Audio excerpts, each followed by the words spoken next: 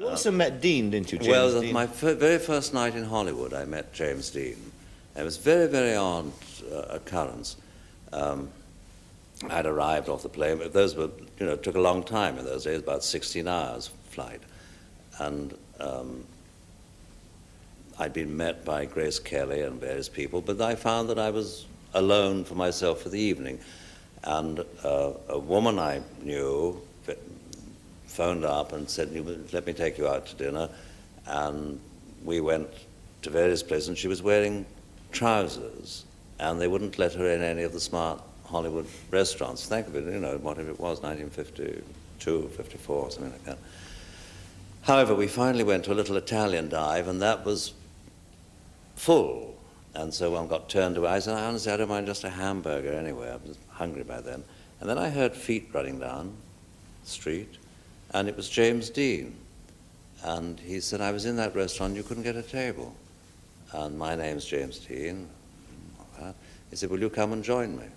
So we said, yes, very kind of him. And then going back into the restaurant, he said, before we go in, I must show you something. I've just got a new car. And there in the courtyard of this little restaurant was I don't know what the car was, some little silver, very smart thing, all done up in cellophane with a bunch of roses tied to its bonnet. And I said, how fast can you drive in this? He said, I can do 150 in it. And I said, have you driven it? He said, no, I've never been in it at all. And some strange thing came over me, some almost different voice. And I said, look, I won't join your table unless you want me to, but I must say something.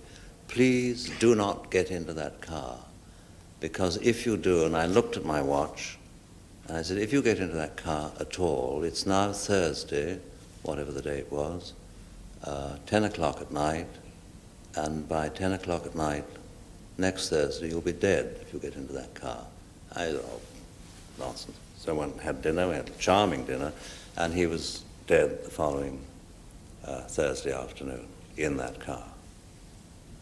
It was one of those odd things. Has it ever happened to you before? No, I'm glad to say. But it was one of a very, very odd, spooky experience. He was I liked him very much too. I'd love to have known him more. Yes.